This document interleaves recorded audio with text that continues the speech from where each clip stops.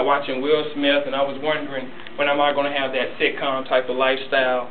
You know, I wouldn't mind being on Fresh Prince of Bel-Air, or busting out some aliens, or smacking up some robots, or even doing some love scenes. But acting wasn't me. But I did wonder, when am I ever going to get close to my dreams? But everybody knows with dreams, you have to face your fears and conquer them. Megan, where's Megan at? What's the fear that you had, and how did you conquer your fear? I guess going away to school, and I went away to school. I'm from Russellville. Right. I guess. Okay. Nick, what's the fear that you had, and how did you conquer your fear? I guess public speaking. I wouldn't say I've completely conquered it, but I'm working on it, and I've made a long way. I've made a lot of progress. Gotcha. Amy, what about you? What's the fear that you had, and how did you conquer it? I guess rejection, and I think the only way to get over that is just going for it. Great. Don't do it and try again. Right. Well, let me tell you my fear. My fear was not making it in life, not succeeding. I grew up in West Palm Beach, Florida. I seen homeless people all the time. And I used to think that if I didn't get my act together, that I would be homeless. That was my fear. I did not understand what I wanted to do at a young age, but I knew that that fear was going to consume me if I didn't get over it. So how did I conquer it? I had to stop looking at what I thought was real and start realizing what I wanted my dream to be. I used to think in the back of my mind, when am I ever going to live my life? When am I ever going to do my dream?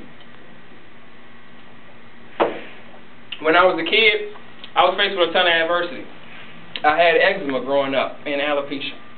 Eczema is a dry skin condition caused by stress, and it's hereditary. Alopecia is a hair disease. I had patches all over my head. It's caused from stress and a lack of blood flow. I did not know what was happening to me. So imagine a 9-year-old kid, maybe even earlier than that, I'm going to say about 5 up until about 13. Imagine a kid looking like the real Benjamin Button, actually feeling like that, and not understanding what's happening to him.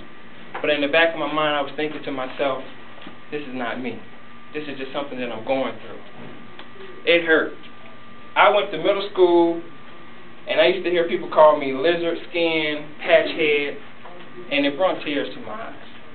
Because deep down in my soul, I had a dream, and I just wanted to fulfill my dream. Now, after a while, I stopped listening to people, and my physical characteristics started healing themselves. I used to get outside advice from people when I was small, even up until today. I would get advice from people trying to tell me what direction I should go in my life. And I didn't like anybody else's advice.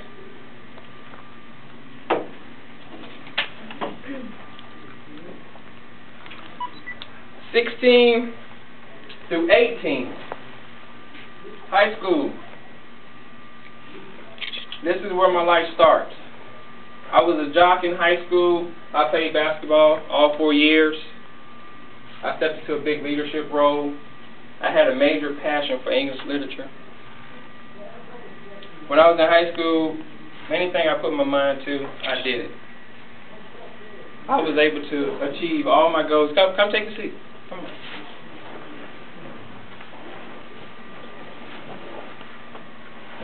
I was very successful at achieving anything I put my mind to. Very successful.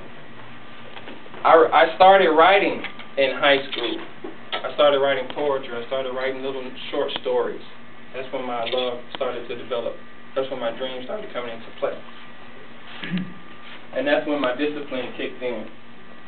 Now, with discipline, everybody knows there's a test with discipline. I want to know from you, Dorothy, what gave you discipline throughout your life? Probably poverty. Anybody else? What gave you discipline? What do you do to discipline yourself today? I mean, your college students. What do you do to discipline yourself? It's got to be somebody. Can I get a volunteer? My man. Go ahead. Well, you know, you got to keep. I was raised in a Christian family, went to church all the time, and you know, it stuck with me when I got to school. And I'm just keep God first. You know, sometimes you gotta pray for the strength, and that's what keeping me. What about you? I just be thinking about my purpose and why I'm here, the reason, even though school sometimes I don't get up at 8, just like this morning. But I just keep thinking about, you know, okay, I'm here to get education, to graduate, so I can make a better life. So I just have to keep thinking about, like, okay, why am I here? Why did I come to school? Right. Jared, what do you do to discipline yourself?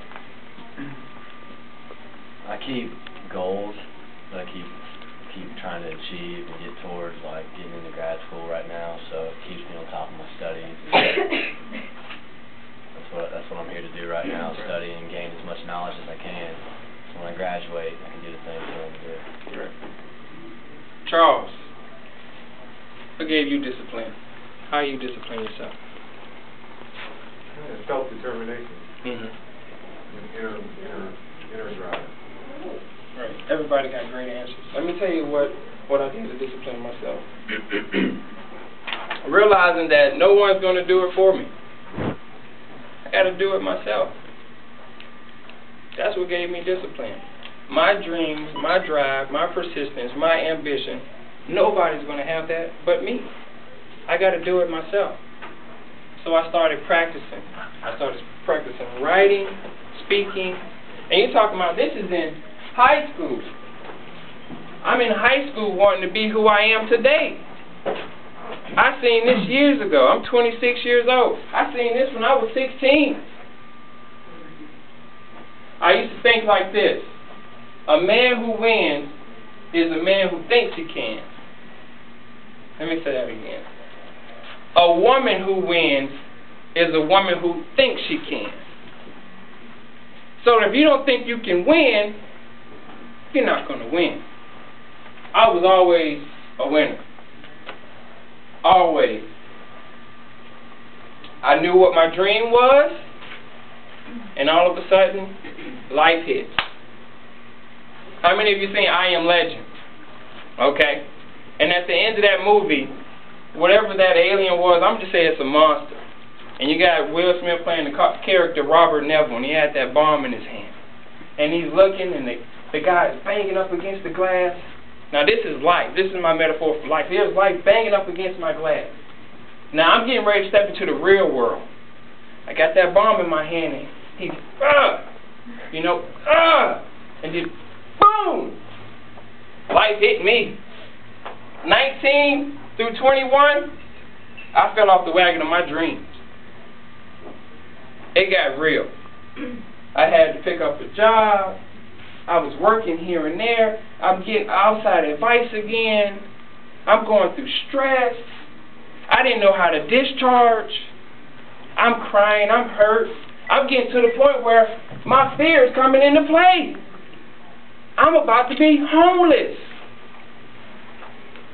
The very thing I feared I'm about to do. Why? Because I was still dreaming. I wanted my dream. I wanted to write. I wanted to write real bad. But I could not get it together. I could not figure out what I wanted to do. How to do it. How do I get my thoughts to you? How do I get to this position I'm in today? Didn't know how to do it. So, real simple. Think outside the box. Can I get one person to tell me, what is thinking outside the box for you? My man in the red jacket. Thinking outside the box for me is kind of like, come up with an idea people want to think, or something like innovative or suggestions so that people aren't normally see because they're thinking inside the box. So just talking out there around, just thinking outside the box. Right. Gabriel. Right. I would say, I guess some type of idea to, throw somebody off and to capture their attention by being innovative and having a different idea, a different